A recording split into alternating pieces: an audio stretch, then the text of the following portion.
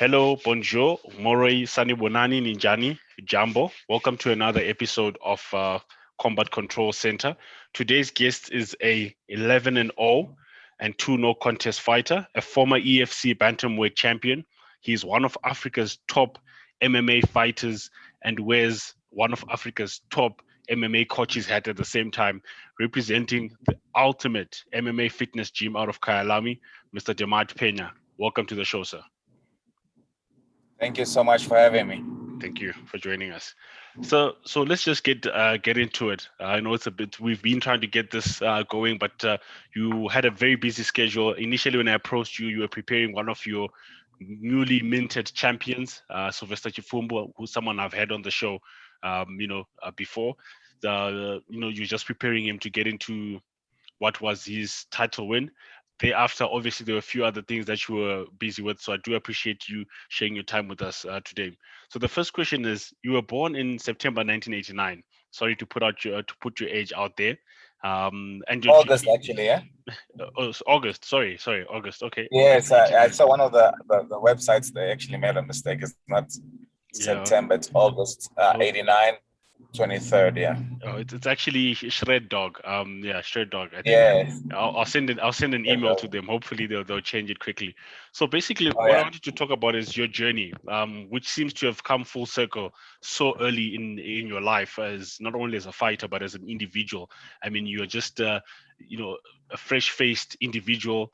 You're still very young, and when I say full circle, is we see a lot of fighters starting off as fighters, fighting for many years, and then probably turning into coaches and cornering different fighters. So, what is behind your reason to coach and not compete for now? And I put for now in quotes. I obviously, I think I'm a natural fighter at heart, and then the coaching aspect happened more out of default, if I can say that, because obviously I had that issue with my sponsors, and then my fight was a no contest, and everything was ruled that I was good.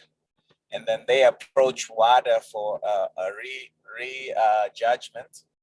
And obviously, then it was a different scale, to be honest, where it was so costly for me to be able to prove certain things that they wanted me to prove, which I thought was already proven. So yeah, then I wasn't able to compete for this long.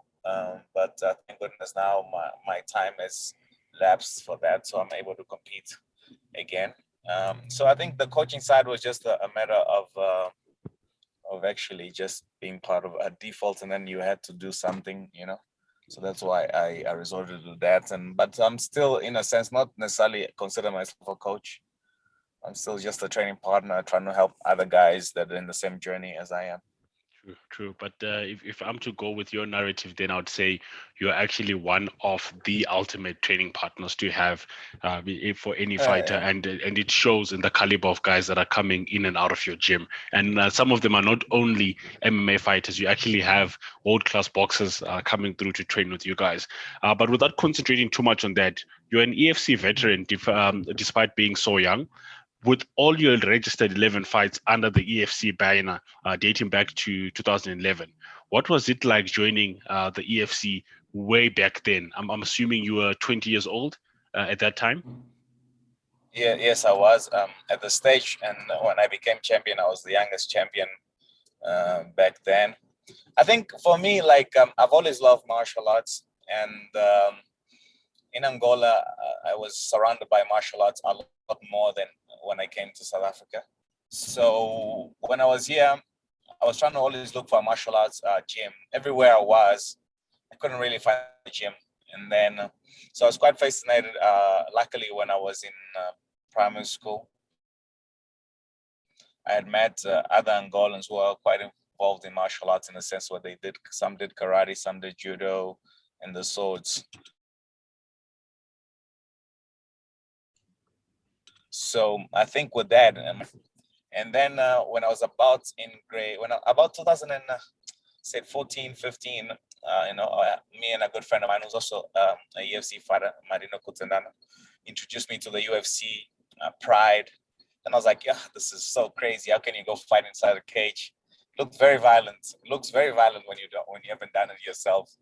and then he introduced me to Brazilian Jiu-Jitsu, which is obviously the grappling aspect of fighting.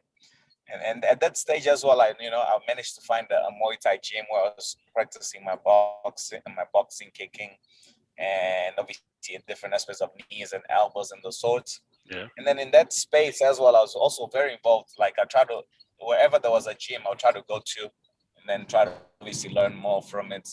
But MMA at that stage wasn't as blown up as it is now, around 2006, 2007, because obviously EFC only started around 2009, if I'm not mistaken.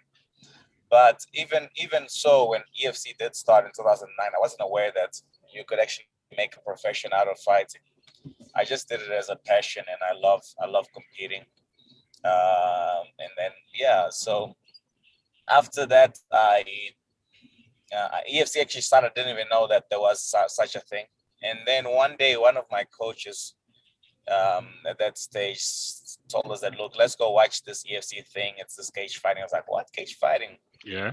Okay, so we went there. This was EFC 06, I believe. So UFC 06, I watched UFC, and then I was like, yo, this is hectic. Yo, looks pretty tough.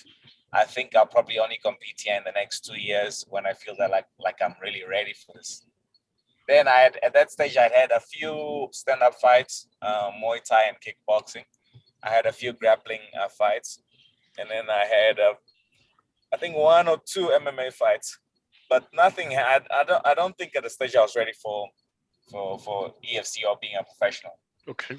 Then EFC 07, 2 days before the event, my coach gets a call. They're trying to build a new division, which was the featherweight division. And they're looking for fighters. And he's like, dude, do you want to fight? And then I was definitely not ready to compete. The gym that there was no other professionals. We were just students. And so I thought, yo, this is hectic. Then he said, and then they'll pay you. I'm like, huh? What do you mean you're gonna pay me? He's like, yeah, something that I've been doing for free for so long. I didn't know that people could actually get paid for it here in South Africa. It was a new feeling. I was like, what, you gonna pay me? I was like, I'm in. After I heard about the money, I was like, I'm in. I don't care. Let's go. This was this was I think Wednesday, because EFC used to be. No, this was on the Tuesday. Yes, EFC used to be held on Thursdays. Thursday nights, yeah. I think yes, it was Thursdays because Fridays they didn't want to compete with rugby or soccer or the sorts, because I think the soccer's always been either the Wednesday or the Friday, and then rugby was mostly either on the Friday or Saturday. Yeah. So they tried their best not to compete, and then obviously get people to go watch EFC. Then when that happened, I was like, yo, I want to get paid, cool. But then at least I was already walking around 63, 64, so I didn't have to cut weight. That was the bonus. Because featherweight limit was 66. So the following day, we went for a weigh in. And it was like a dream, man. Everything was just fast forward. Something that I thought I was going to do in 2 years' time. It was happening right there and then. Yeah, so after that, weighed in. Luckily, my grappling was a lot better than the guy that I fought. Was Andile Mazitambe, something like that. Yeah. So I went in there. When I was walking out, everything was just surreal, man. I can't really remember it. When I rewatched it, I just felt like, yo, this happened, because I can't remember anything really. Went in there, took him down quick, submitted him in like less than a minute. And so, those that don't know, your first fight, you won it in 24 seconds. I think if there was any sign of things to come, those would have watched you in your first fight would actually know that this dude might actually be a superstar. 24-second rear naked choke, back all the way back in 2011, as you put it. When you look at in terms of the EFC, what has changed between when you started in the EFC and what you've seen now? I mean, you've been there, 11 straight wins. No one has really looked like they've tested you or pushed you to your limits or close to breaking you. The guys in the UMF, if there's something that Sylvester said after he beat Faiz Jacobs was, anyone in my gym can beat any guy in your gym, and you are, one of the logos of that mentality from your gym. But what has changed from a promotional aspect, from a talent aspect, or any other thing that you think is worthwhile mentioning between when you started in the EFC and currently what we are witnessing? I think maybe we can point out 2 or 3 things that obviously it's a major change. there was a game change, I think, for all the athletes here. Number one, which I think is the biggest change, is obviously that it used to be EFC Africa, and then now it's EFC Worldwide, meaning that before it was only African fighters competing against each other. And then now obviously it's like you get international guys coming through and competing. That changed the game a lot, because we were like in our own little bubble, a limited skill set, limited to the local scene. And then when it became EFC Worldwide, I mean, guys from overseas were coming over, and then the confidence that a lot of guys got as well, that we could beat guys from overseas, because there was always this, this perception that our local guys were not good enough. And we've seen guys now local that were beating Brazilians, Americans, and the sorts. So I think that's been the biggest thing out of the promotion, is that it's opened up the floodgates, if we could call it. And then the other thing, because of that, obviously the skill level is improved, and guys made sure that they needed to improve their skill sets. Because if you check the first EFCs, there were a lot of finishes, rear naked chokes, like rear naked choke. You know what I'm saying? Like the level of grappling wasn't that good from most guys. And then just excuse the noise, I'm just going over something. Yeah. No so worries. I think that there was so many. The grappling was so horrible, to be honest. But to now, I mean, fights finish in a varied ways. A lot more knockouts. I think the grappling aspect, most people leveled up. Obviously, in that sense of skill as well, it changed a lot. And I think the biggest thing is also the reach.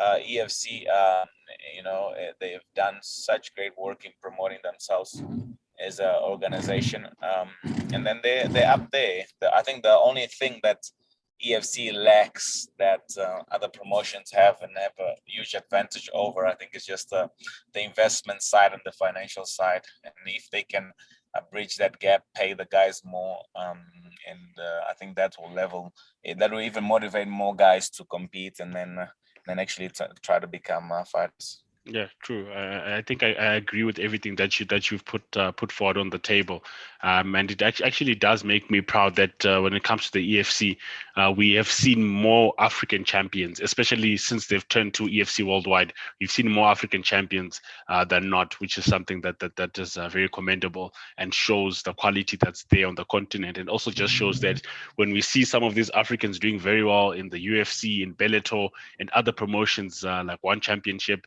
We know that it's not a lucky few. This is a continent full of rough diamonds, full of actual polished diamonds, just need a platform to compete. Just a bit of a sidebar. Are you excited? You've mentioned something about the investment side and the money that the fighters get. Are you excited about the I'm in, the investment opportunity that the EFC opened up for fighters to have their purse paid in stocks and stakes in the business itself, making them part owners of the business? Are you excited about that? Or are you adopting a wait and see policy? In all honesty, I mean, I think, I would assume that through the last year or so, EFC has lost a lot of sponsorships. And then that's how they're mostly being able to have the events. And then with that, I mean, the only way they can come back is obviously if they have money to be able to put on events. Now also that fans are not allowed. Now, having said that, this at first and foremost is great for EFC, obviously, because then they can get capital in order to be able to have events. In terms of the people that actually invest in those that business as such as EFC, obviously, so many questions involved. Obviously, when will you be able to get our ROI? And then how much more can EFC grow? Can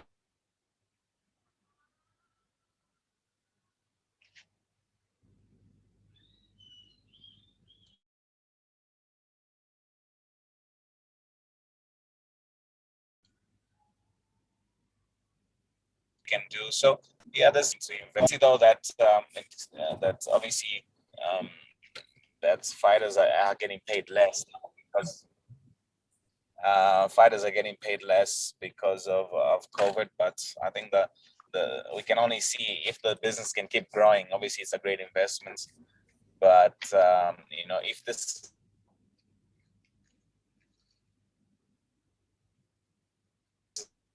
the top of it all, so I mean, it's something that yes, but as an investor, who knows if it's a good or bad thing. I'm a little bit on the fence, but I'm in a way excited that EFC, I think, is gaining a lot from this initiative that they put forth. Okay, no problem. I think hopefully I'll start disagreeing with you at some point, but I think you are spot on. It is a noble gesture. We have seen what's happening even with the best promotion, which is the UFC, where fighters like Jorge Masvidal are crying for better pay. John Jones, and Paulo Costa recently. And bear in mind, Mhm. those guys, they're getting hundreds and thousands of dollars. Just to It show up. translates to millions of rands. True. True. I think also in comparison to the top MMA athletes, let's say excluding an anomaly or an outlier like a Conor McGregor, because that's not the way it is where guys are at that Conor McGregor level. Let's say if we look at other guy, let's say another top fighter, let's say like Israel Adesanya, who just recently fought. Okay. He's like now at the stage probably the biggest star in the UFC. I mean, if you don't put Conor McGregor in that same discussion. Look, he gets a lot of money, I assume, probably a few million, right? But his pay doesn't compare to the top boxers who their guaranteed purse can be 10, 20 million, the sort. So I think that the pay disparity is quite huge. And then that's why a lot of guys, they're trying to push that where as fighters, we can get paid a bit more. So yeah, I mean, in terms of the money, it's if they are complaining, they're getting a lot more than we are. I mean, the pay here is shocking, if I can say it, for lack of a better word. But at least there's something going on. So I think what we need more is more people that love the sport, that have the money to be able to invest in the long run, not expecting a quick return on the investment. So I think if that's the case, the sport can grow more. EFC needs a bit more competition, because if you don't have another choice, if whatever they offer you, it's either you like it, take it or leave it. Yeah. So, so yeah, we all hope. I mean, for us, as a martial artist and someone who loves the sport, I definitely hope that EFC grows more, and then that people can actually get paid properly. You know what I'm saying? And I hear Where you. from one fight you can be 2 years without anything, coming in, but that's not the reality for now. It would be lovely to see professional fighters within the EFC just focus on fighting professionally. And I mean, it's not to say those that run gyms are not doing well, but when you look at the context of fighters in the UFC, when they run gyms, it's more to give back and not necessarily to make the bulk of their net worth from. So well put. We'll just keep an eye on it and see how it goes. But listening to Graham speak and Cairo speak, it seems that they will be leveraging obviously on getting the EFC product to a point where it can be purchased by a bigger investor that who will like the reach. You've spoken about the EFC's reach when I was asking about what are the things that have improved, and hopefully at that point when that does happen, things do turn for the better for the fighters. So how much do you miss fighting? To be honest, for me, I really, really love training. Competing in the gym, feeling like I'm getting better, getting stronger, no pressure at all. When it comes to the fighting, it's more business. I fight, it's business but I love the martial arts side besides the getting paid to fight thing. Obviously, I miss the fighting because you can make a little bit of money in a day's work, in a sense. Well, a long time's work, but in a day's work. Obviously, the day of the fight. But yeah, I'm always training. I love competing. And then but there's a lot of things that actual fighting, getting paid for it, takes away from the martial arts side. But I miss fighting, and then that's pretty much it. But Yeah, so we've spoken about the 11 wins. I see you're not wanting to talk too much about it. Obviously, everyone coming out of the UMF, there's a level of humbleness that goes on there. I don't know what's in the water that you guys are drinking there, but some of your Yeah. records are all amazing, and I think you guys should really wear them as a badge of honor. But looking at the 11 fights that you've had, what was the toughest fight of your career so far? I think my toughest fight was maybe, yeah, okay, I think there's two. One with Wesley Hockey. It wasn't the hardest physically, but I think it was one where I needed to overcome because I was losing the fight. He was winning that fight, which was very rare because I dominate most of my opponents, and then having finished him, was quite a gratifying fight where you're like coming back from adversity. But I think my hardest fight where I needed to really dig deep was against Vencel Nel. I think that one I had really had to dig deep and then find that inside of me to show my champion spirit, where he dropped me in the first round a few times, in the second round a few times, and I really had to overcome and physically push myself to a level that I think that I didn't think I could get to. So I think I'm most satisfied about that win. I think that was my hardest fight in physically, and then having to overcome so much. So much adversity. And has there ever been an Yeah. opponent that has been underwhelming for you? I mean, when you've gone in there, probably not only from the trash talk that happens, you're not a trash talker that much. Unlike your good friend Temba, he's really the man when it comes to saying how he feels and what he's going to do and cashing in those checks. But I mean, has there ever been Yeah. anyone that you've gone into the ring with and and you felt like, oh my goodness, this is a bit underwhelming, that never lived up to their hype, the fans hype, or anything of that sort? Was there anyone who was underwhelming? Look. I mean, there's obviously a lot of guys where they talk a lot and then nothing really comes of it. But what can I say? Look, I think most of my fights I honestly have dominated a lot of these guys. Um, oh, sure. Oh, wow. Maybe Kazadi. It was a hard fight, but not really. I think Kazadi was one of those fights where I just I thought it was gonna be as much harder than what it was.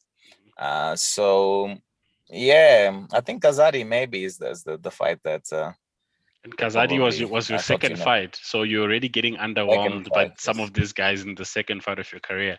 That's it Yeah, speaks it was volumes just I think of it your was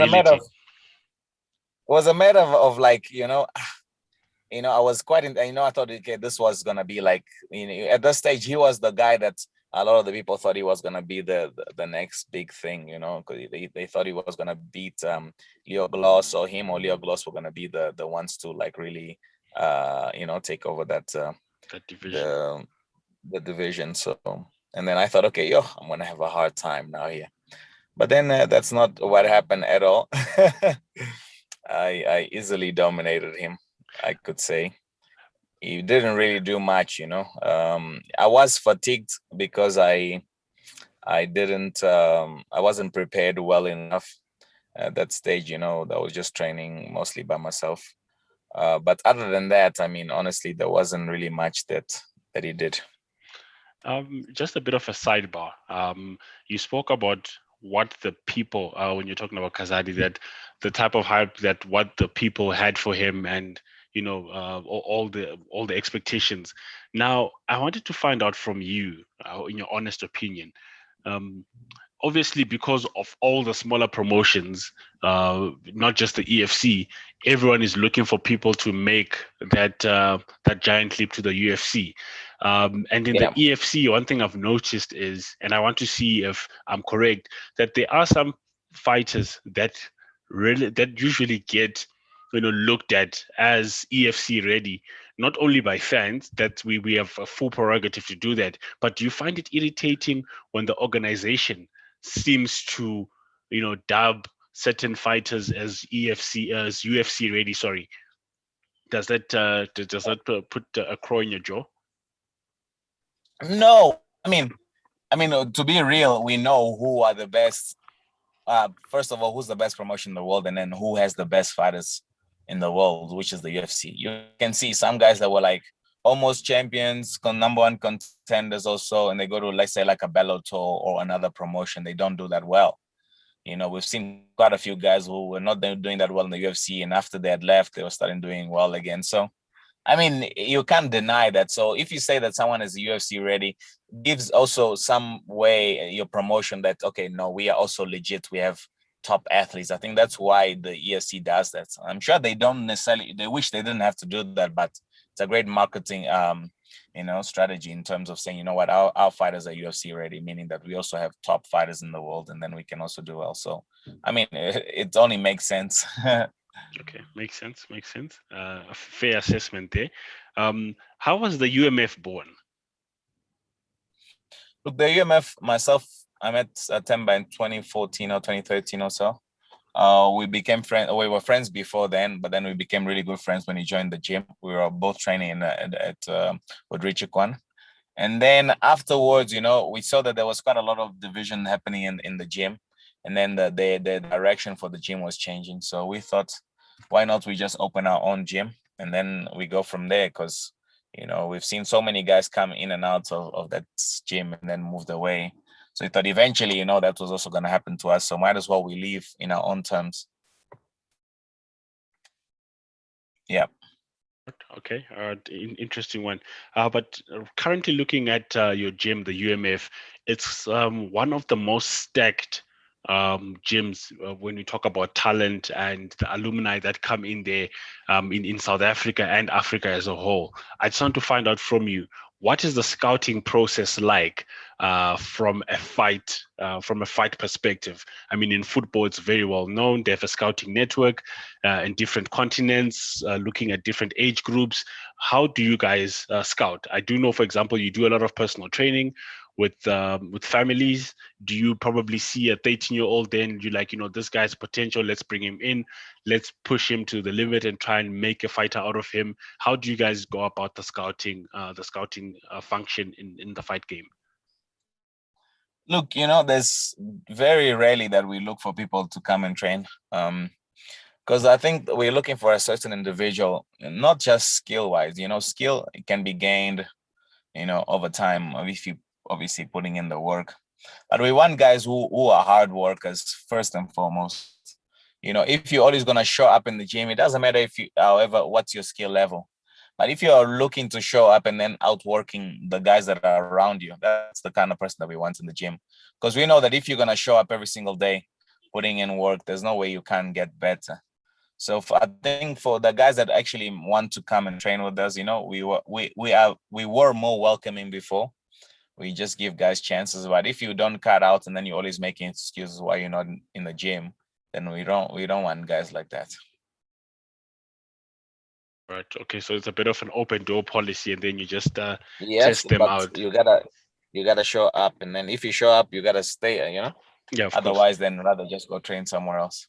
All right. And the reason why I was asking is it seems that there is a certain mentality, and I've mentioned it so far in this interview, that that is apparent amongst all the different guys within your gym. If you follow them on social media, it seems you guys talk the same. Others talk loudly, others do it, with the more of a subtle tone and whatever the case might be. But the mentality is all the same. And that's what I was just driving this question to say, when you do go out there, are you looking for a certain mentality? Are you looking for a certain profile in terms of background? Perhaps we have seen, with Brandon Moreno winning the title, this weekend, and a couple of weeks ago, Charles Oliveira in the UFC. They said there's a certain profile for fighters, and the majority of athletes, athletes usually come from a tough background, etc. Is that the kind of profile that you also look at from a mentality standpoint, or a winner is just a winner and it doesn't matter about the background? I think that the background, I wouldn't say it doesn't matter. It matters and it doesn't, in a sense, where, because you do get guys that come from really tough background, but they still think that they're victims. Those kind of people, that's the ones you don't want to have this victim mentality. because I think most of us, we face things. Some seems bigger than others, but when it happens to you as an individual, it's still big because it's you. So, but then you do get people that are always feeling like, oh, I come from this tough background, I'm a victim, so give me, give me, give me. Then you get guys that are from that similar background, but they say, you know what, I'm going to work for what I'm going to get. And then you get guys who are more privileged backgrounds where they still feel like, you know what, I deserve because I'm from here. And then other guys, says, you know what, I'm from there, but I can make my own. So yeah, I think it just the background does help sometimes because it can drive somebody, but obviously it can also be to a detriment because it can also make someone feel like either they're victims or the sort. So I think that's why it's more of an individual how they approach the game, what they want to achieve. But we want to get guys who are hard workers. They want to be the best and just want to outwork everybody and then outfight and then outdo others. That's the kind of person you want in your team. Okay, noted. Tell me, is are the adrenaline and nerves as a coach the same as a fighter when you're making that walk down with your fighter, or when you were making it yourself, knowing that you're going to be fighting? Would you say the adrenaline and nerves are at par? No, it's not the same. It's easier to fight. Well, it's harder to fight. Obviously because it's your own money that's on the line. But in terms of nerves as such, you get more scared for your training partner or the sorts, because you don't really have control. All you're doing is just giving directions and hoping that they'll listen. But or when you don't give the right directions, you're hoping that they'll make the right choices in the specific situation. So I think obviously it's harder in a sense because if when you fight, it's you are there, but you don't really as nervous. Like you don't really get nervous because you've obviously prepared for that fight. Yeah. But in terms of like you get scared and then this eerie feeling in your stomach is when the other guys that you know are competing. All right, noted. And I know you've warned me from calling you a coach and referring to you as a coach, but I'm still going to do that. And to walk me through this, a lot of fighters do this. After their fights, it's a victory, not just with title fights or whatever the case might be. They tend to call out other fighters that they probably have a history with, etc. Yeah. As a coach, how do you feel when your fighter probably just randomly calls out someone? So the part A would be, do some of this call out scripted? For example, do you and Sylvester and everyone in the gym say, you know what, Sylvester, as soon as you win, call out that dude, or is this something that a fighter just does on his own? And the part B would be, how does a coach take it, whether a fighter has chosen a hard fight for himself or an easy fight for himself, but what is the mentality of the coach in that situation? Look, it's a good thing. Let's say like Israel Adesanya, what he does is that so fighting is there's no end. It's there's no end to this. Let's say I was champion then, but there will be more champions. There will, so he realizes that he only has a certain time in this career. And then sometimes playing the matchmaker after you win, especially if you had a big win, it's good because it builds that continuation of a story. It's like when you go watch a movie, and then like a scary movie, let's say when you watch Godzilla, then in the end, they just saw one of the eggs cracking. You're like, oh my God, there's an anticipation for something more. Instead of just the movie ends and then you hear, look, now there's a part 2. So doing that, it's like building that, giving the fans and that little bit of a taste of what's to come, which is good, True. It's good in a sense because there's that, it's a story, you are telling until you can't tell it anymore, until you stop. So I think it's good to doesn't necessarily have to be you saying, oh no, I'm gonna fight this guy. It can be just something more drastic, saying, you know what, no one can beat me, or whatever you choose. Yeah, but you need that continuation, because what are the fans gonna say in your comments on the sorts? Okay, oh my God, I can't wait for this guy to fight this guy. No, this guy shouldn't fight. This guy should fight. Mm-hmm. There's a talk. That's what you want. You want that just talk, that move, that thing. Just building your own story. So it's good. Yeah, I think it's a good thing when fighters do that. But obviously, you need to know how to do it, because sometimes, it cannot come out well for you. But it is what it is. Any examples of call-outs that you can remember that didn't go well? Not only from African context. Anything that you can remember? I'm trying to remember something, but I can't. African contest. No, but not yeah, okay, just from Bahati. African contests. Anyway, across Yes, the yes, global. yes, yes. Yeah. We can look at Chael Sonnen I think when he called out Anderson, was John Jones or Anderson Silva didn't hand, yeah, both didn't hand that well for him. It was a loud mouth. Diaz brother versus Conor McGregor. Conor McGregor is one to really talk a lot. That didn't work out well for him when he lost the first time. Mm-hmm. Yeah, so there's quite a few I think to mention here. We can get maybe Bahati, Dricus du Plessis. When Bahati was so vocal, even slapped him when they had like a pre-fight thing. Yeah, so but it's good. All that hype is good. It's good for the sport, man. Feed the beast. Yes, exactly. Let's look into the future. What should we expect from you in the next 2 years? I saw one of your Instagram posts yesterday. That poor guy in your gym, that body bag, the one shaped like a human being. He gets pounded on every day. I don't know how much you guys pay him for taking that punishment. But yesterday you put quite a beating on him. And then in your caption you actually say that you are fight ready. So when are we seeing you next, and what are we to expect from you over the next 2 years? I was looking to possibly maybe fight end of the year, but in reality probably early next year, because I want to fight overseas. And then you're hoping that things open up more now that more places and people are getting vaccinated. So the goal is, I've coming back to UFC. You know what? I believe in my skill set, and I can achieve a lot in the UFC. But which I've done since 2011, longest winning streak, most dominant champion, this and that record. I think it's about time, to step up, level up, go fight overseas. It's a different chapter in my career. I'm a different fighter, very wise, fighting for different reasons. So I feel that in the next year you should expect me to compete a lot. I'm looking to fight 3-4 times next year. Fantastic. Then just keep building, and then in the next 2 years or even less than that, I should be fighting the UFC, man. Yeah. So I give myself can we pause this a little bit? No problem. Can we pause? So you're actually explaining how, just explaining where you see yourself in the next 2 years. You're talking UFC, you're talking fighting outside of the EFC. So definitely, it's up and away for you. And I'm sure you do feel like you belong there. I mean, there's so many EFC graduates that are doing very well abroad, especially in the UFC. We've got quite a bit of a pipeline. Champion Dalcha, Dricus that you've mentioned, and a lot of other names. So are there any talks with anyone abroad that you can probably give us just a snip? Look, there was another talk for a Bellator fight. I think that's the second best promotion in the world. It is. Yeah, so but I've already definitely started training to fight. I feel it's the best time leading up to December.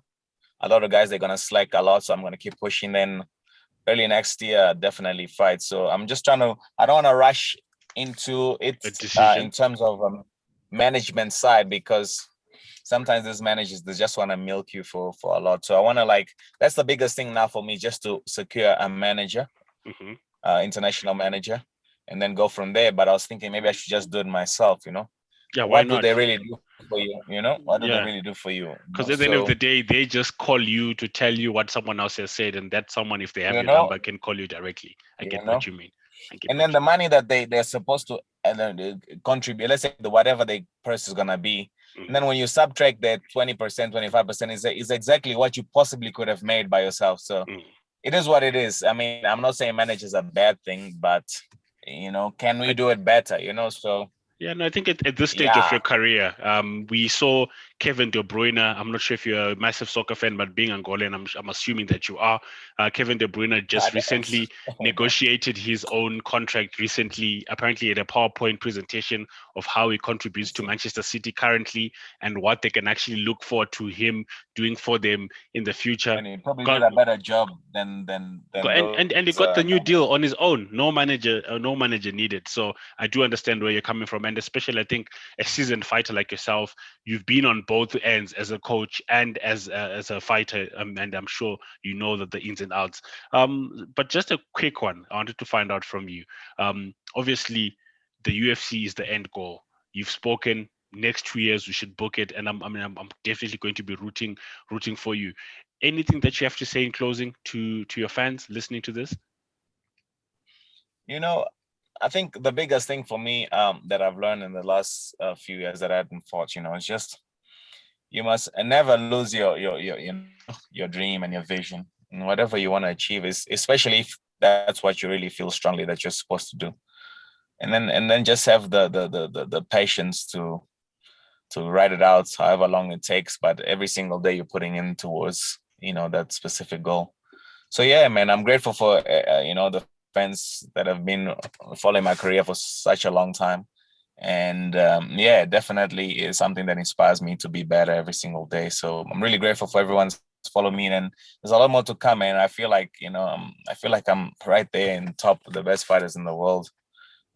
So, and then I just keep getting better, and then that's just, I feel like, what, even those guys in the UFC, yeah, there's quite a few of good fighters, but when you look at it and you see when it comes to putting in that work to get into there, you feel like, when you get in there, you're going to be victorious. So yeah, man, I feel like so much more to come, and then we'll see, man. We'll see, but good things are coming.